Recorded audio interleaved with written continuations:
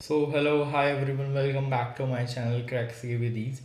So इस video में specifically देखो यार, मैंने ना कहीं accounting and reporting of financial instruments की क्या वीडियो में डालने की कोशिश करूँगा।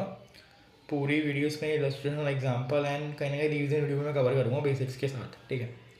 सो उससे पहले कहीं ना कहीं मैं इसमें बात करना चाहूँगा कि यार फाइनेंशियल इंस्ट्रूमेंट्स एग्जैक्टली होते क्या हैं, ठीक है, और कैसे क्या क्या इंडेक्स है, कैसे क्लासिफिकेशन है, उसके बारे में। तो अगर आप देखोगे ना, तो फाइनेंशियल इंस्ट्रूमेंट की अकाउंटिंग और रिपोर्टिंग तो ठीक है, बट फाइनेंशियल इंस्ट्रूमेंट एग्जैक्टली क्या है? देखो, फाइनेंशियल इंस्ट्रूमेंट वो कॉन्ट्रैक्ट्स होते हैं दो या दो से ज़्यादा पार्टीज़ के बीच में, जिसमें क्या होता है, या तो एक एंटिटी का अगर फाइनेंशियल एसेट क्रिएट हो रहा है और दूसरी एंटिटी का क्या हो रहा है, फाइनेंशियल लायबिलिटी क्रिएट हो रही है, इक्विटी क्रिएट हो रही है, राइट। अब कॉन्ट्रैक्ट क्या होता है, फाइनेंशियल लायबिलिटी क्या होती है, फाइनेंशियल एसेट क्या होता है, तो ये बीच में टेक्निकल टर्म्स आ रही हैं।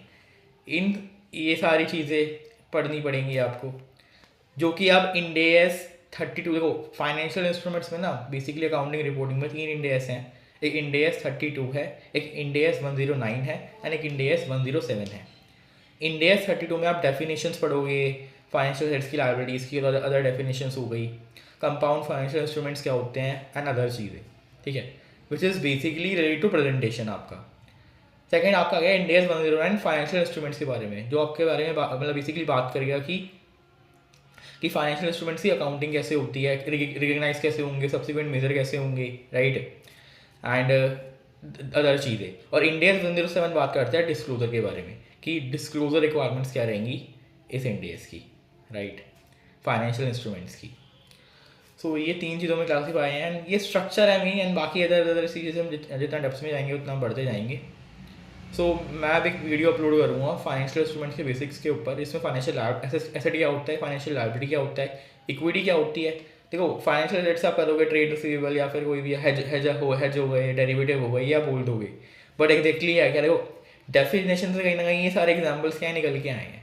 तो अगर आप डेफिनेशन समझ लोगे तो आप एग्जाम्पल भी अपने आप बना ही लोगे, राइट। सिमिलरली फाइनेंशियल लायबिलिटी में भी होगा एंड इक्विटी में भी होगा।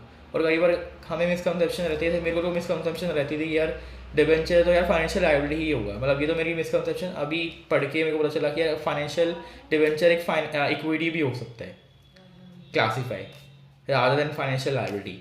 सिमिलरली प्रेफरेंशियल रोल लगता है यार इक्विटी ही है, प्रेफरेंशियल लायबिलिटी, फाइनेंशियल लायबिलिटी कैसे क्लासीफाई हो सकती है, बट येस प्रेफरेंशियल भी फाइनेंशियल इक्विटी क्लासीफाई हो सकता है, फाइनेंशियल लायबिलिटी भी क्लासीफाई होता है, कुछ भी क्लासीफाई होता है डिपेंडिंग अपॉन सर्कमस्टांसेस या उसका कंडीशंस क्या है, राइट। तो वैसे देखेंगे हम इसमें।